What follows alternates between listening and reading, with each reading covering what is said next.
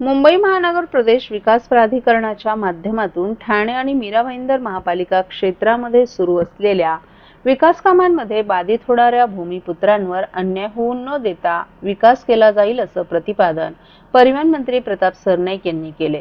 ते मुंबई महानगर प्रदेश विकास प्राधिकरणाच्या माध्यमातून होत असलेल्या विविध विकास कामांच्या आढावा बैठकीप्रसंगी बोलत होते। यावेळी एमएमआरडीएचे आयुक्त संजय मुखर्जी, अतिरिक्त आयुक्त अश्विन मुदगल तसंच मीरा भाईंदर महापालिकेचे आयुक्त संजय काटकर आणि इतर अधिकारीही उपस्थित होते। या बैठकीमध्ये मोघरपाडा कार डेपोमध्ये बाधित होणाऱ्या शेतकऱ्यांच्या प्रश्नांसंदर्भातही चर्चा झाली। तसंच गायमुक्ते फाउंटन आणि गायमुक्ते दहिसर चेकनाका दरम्यान होणाऱ्या 60 मीटर लांबीच्या रस्त्यामध्ये बाधित होणाऱ्या शेतकऱ्यांच्या बरोबर देखील प्रशासनानं चर्चा केली आहे। यामध्ये संबंधित शेतकऱ्यांना योग्य मोबदला मिळाला पाहिजे, तसंच रस्त्याचं विभाजन मध्यभागापासून करण्यात यावं या प्रमुख मागण्या एमएमआरडीए प्रशासनानं मान्य केल्यात। याशिवाय डोंगरी कारशेड आणि तिथून होणाऱ्या रस्त्यांसंदर्भात देखील चर्चा झाली। या प्रकल्पामध्ये बाधित होणाऱ्या शेतकऱ्यांनी हा रस्ता कमीत कमी बाधित क्षेत्रातून पर्यायी मार्गाने व्हावा अशी मागणी केली। तसंच कारशेड प्रकल्पामध्ये बाधित होणाऱ्या आणि ख्रिश्चन समुदायाचं श्रद्धास्थान असणाऱ्या फातिमा माता तीर्थस्थळाचा सन्मान राखून त्याचा विकास करण्याचं देखील निश्चित करण्यात आलं।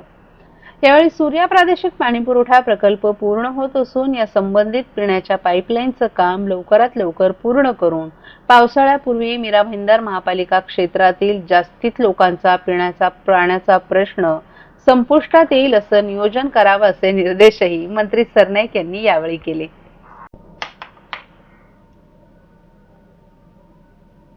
गेल्या 5 ते 6 वर्षात ठाणे महापालिकेच्या वतीनं मोठमोठ्या प्रकल्पांची घोषणा करण्यात आली असली तरी प्रत्यक्षात मात्र हे प्रकल्प राबवण्यास अपयशी ठरलेल्या पालिकेनं आता या प्रकल्पांमधून बाहेर पडण्याचा निर्णय घेतलाय। यापैकीच एक खाडीच्या पाण्याचं विक्षारण अर्थात खारं पाणी गोडे करण्याचा प्रकल्प आहे। हा प्रकल्प पालिकेनं यापूर्वीच गुंडाळला असून या प्रकल्पासाठी नियुक्त करण्यात आलेल्या ठेकेदाराची अनामत रक्कम देखील परत करण्याची नामुष्की पालिका प्रशासनावर ओढवली आहे। वर्तमान आणि भविष्यात निर्माण होणारी पाणी समस्या लक्षात घेऊन महापालिकेनं लोकप्रतिनिधींचा विरोध डावलून तत्कालीन पालिका आयुक्त संजू जयस्वाल यांच्या कार्यकाळात खाडीतील पाण्यावर प्रक्रिया करून त्यापासून पिण्याचं पाणी तयार करण्याचा प्रस्ताव मंजूर केला होता। विशेष म्हणजे हा प्रस्ताव त्यावेळेस सत्ताधारी शिवसेनेनं गोंधळात मंजूर करून घेतला होता। तब्बल 150 कोटींचा अवास्तव खर्च असलेला हा प्रकल्प होता। त्यावेळी त्या विरोधात राष्ट्रवादीनं न्यायालयात देखील धाव घेतली होती। दरम्यान कोरोना काळात पालिकेच्या तिजोरीवर परिणाम झाल्यानं हा प्रकल्प गुंडाळण्यात आला। त्यानंतर या प्रकल्पाबाबत कोणत्याही प्रकारच्या हालचाली झाल्या नव्हत्या। हे काम ज्या कंपनीला देण्यात आलं होतं त्या संबंधित कंपनीनं बँक गॅरंटी म्हणून 7.5 कोटींची सुरक्षित अनामत रक्कम ठाणे महापालिकेकडे जमा केली होती। दरम्यानच्या कालावधीमध्ये प्रकल्पाचे भागीदार मेयांनी एल डिसालिया वॉटर एस काही तांत्रिक कारणांमुळे प्रकल्पाचं काम दिलेल्या कालावधीत पूर्ण करणं अवघड वाटत असल्यामुळे या प्रकल्पातून बाहेर पडण्याची त्यांनी इच्छा व्यक्त केली आणि मेसर्स एल डिसालिया वॉटरेस यांच्या ठिकाणी मेसर एक्काटेक सिस्टीम प्रायव्हेट लिमिटेड यांना घेण्याबाबत कागदपत्र सादर करण्यात आली। मेसर्स डिसालिया वॉटर एसएल हे प्रकल्पातून बाहेर पडल्यामुळे त्यांनी ठाणे महापालिकेकडे जमा करण्यात आलेली 7.5 कोटीची सुरक्षा अनामत बँक गॅरंटी त्यांना आता परत करण्यात आली आहे।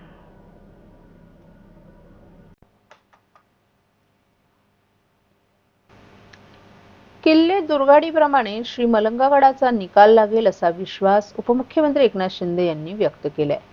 काल माघ पौर्णिमेनिमित्त ते मलंगगडावर आले होते। शिवसेनेकडून मलंगगडावर महाआरतीचं आयोजन करण्यात येत आहे। या आरतीला उपमुख्यमंत्री एकनाथ शिंदे हे दरवर्षी उपस्थित असतात। अयोध्येतील राम मंदिरानंतर मलंगगडाच्या न्यायालयीन लढ्याला बळ देऊन प्रश्न मार्गी लावण्याची मागणी हिंदुत्ववादी संघटनांकडून करण्यात येते। किल्ले दुर्गाडीप्रमाणे श्री मलंगगडचा निकाल लागणार असा विश्वास शिंदे यांनी व्यक्त केलाय। अंबरनाथ तालुक्यातील मलंगगडावर उपमुख्यमंत्री एकनाथ शिंदे माघ पौर्णिमेला मत्स्येंद्रनाथ यांची आरती करतात। मलंगगड हे हिंदूंचं स्थान आहे की मुस्लिमांचं, यावरून 1952 सालापासून न्यायालयात वाद प्रलंबित आहे। हे मलंग मत्स्येंद्रनाथ यांचं मंदिर असल्याची हिंदूंची धारणा आहे, तर हा हाजी मलंग शहाबाबांचा दर्गा असल्याची मुस्लिमांची धारणा आहे।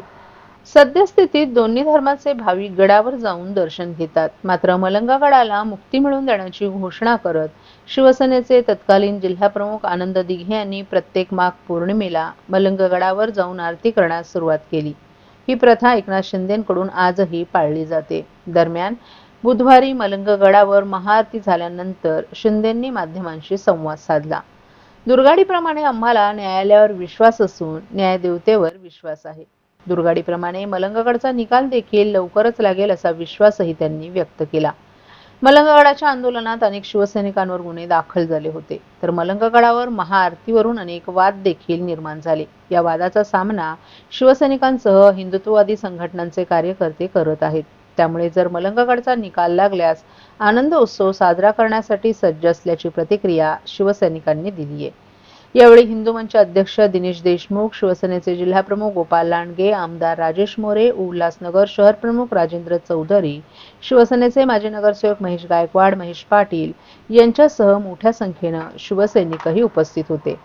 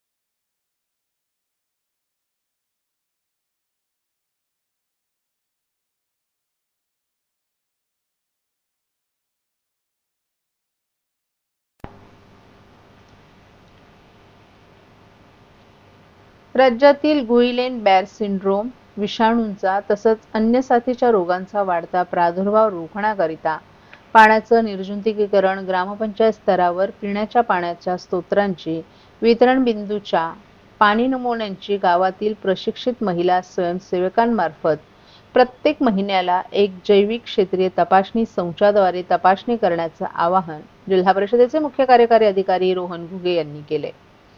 जीबीएस विषाणूचा वाढता प्रादुर्भाव लक्षात घेता शुद्ध पाणी पुरवठा होण्याच्या अनुषंगानं गाव पातळीवर नळ पाणी पुरवठा योजनांचे स्त्रोत, शाळा, अंगणवाडी आणि नळांद्वारे घरामध्ये उपलब्ध होणारं पाणी यांच्या जैविक तपासणीसाठी आवश्यक पाणी नमुना अभियान स्वरूपामध्ये गोळा करून नजीकच्या भूजल सर्वेक्षण आणि विकास यंत्रणेच्या प्रयोगशाळेमध्ये जमा करून प्रादुर्भाव रोखण्यासाठी प्रयोगशाळेत जैविक तपासणी करण्यास प्राधान्य देण्यात येत आहे.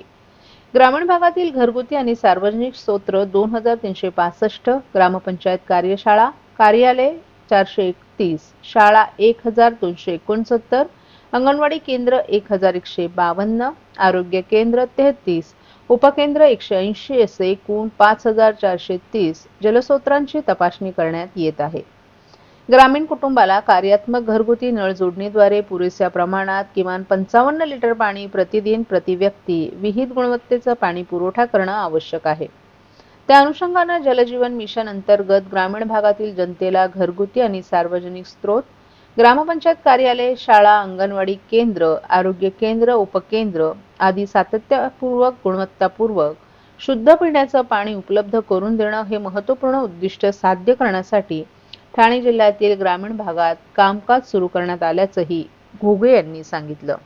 ग्रामीण जनतेला गुणवत्तापूर्ण पिण्याचं पाणी उपलब्ध करून देण्यासाठी राज्यात पाणी गुणवत्तेसह नियंत्रण आणि सर्वेक्षण कार्यक्रम ग्रामीण भागात गावागावात राबवण्यात यावा. याद्वारे गावातील सर्व पिण्याच्या पाण्याच्या स्त्रोतांची आणि घरगुती नळ कनेक्शनद्वारे पाणी पुरवठा करण्यात येणाऱ्या पाण्याची रासायनिक तपासणी वर्षातून एकदा आणि जैविक तपासणी वर्षातून 2दा प्रयोगशाळेत जमा करण्यात यावी असं आवाहन मुख्य कार्यकारी अधिकारी रोहन घुगे आणि प्रकल्प संचालक जलजीवन मिशन प्रमोद काळी यांनी केलं आहे.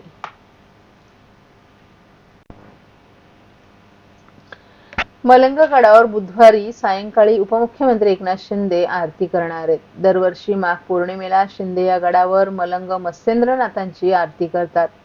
मलंगगड हे हिंदूंचं स्थान आहे की नाही यावरून मुस्लिमांचा 1992 सालापासून न्यायालयात वाद प्रलंबित आहे. हे मलंग मत्स्येंद्रनाथांचं मंदिर असल्याची हिंदूंची धारणा आहे, तर हा हाजीबाबा मलंग शहाबाबांचा दर्गा असल्याची मुस्लिमांची धारणा आहे. सद्यस्थितीत दोन्ही धर्माचे भाविक गडावर जाऊन दर्शन घेतात. मात्र मलंगगडाला मुक्ती मिळवून देण्याची घोषणा करत शिवसेनेचे तत्कालीन जिल्हाप्रमुख आनंद दिघे यांनी प्रत्येक माघ पौर्णिमेला मलंगगडावर जाऊन आरती करण्यास सुरुवात केली. ही प्रथा एकनाथ शिंदेंकडून आजही पाळली जाते. दरम्यान राम मंदिराचा 500 वर्षांचा प्रश्न सुटला तसा मलंगगडाचाही प्रश्न सुटेल असा विश्वास कल्याण ग्रामीणचे शिवसेनेचे आमदार राजेश मोरे यांनी व्यक्त केलाय.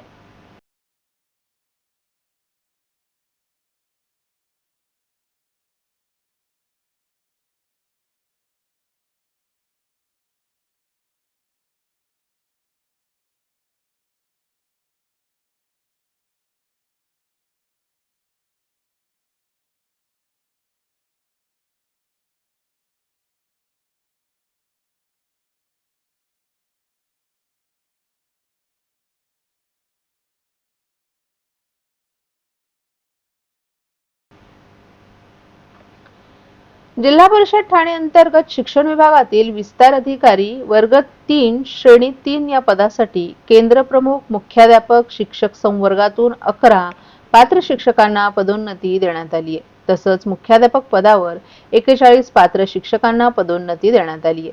जिल्हा परिषदेचे मुख्य कार्यकारी अधिकारी रोहन घुगे यांच्या विशेष मार्गदर्शनाखाली ही पदोन्नती देण्यात आली आहे. शिक्षणाधिकारी बाळासाहेब राक्षे, अधीक्षक सारासे, बी.ए. गोमासे, विस्तार अधिकारी आशिष झुंजावराव तसंच शिक्षण विभागातील सहाय्यक प्रशासन अधिकारी, कनिष्ठ प्रशासन अधिकारी आणि कर्मचाऱ्यांनी यासाठी प्रयत्न केले.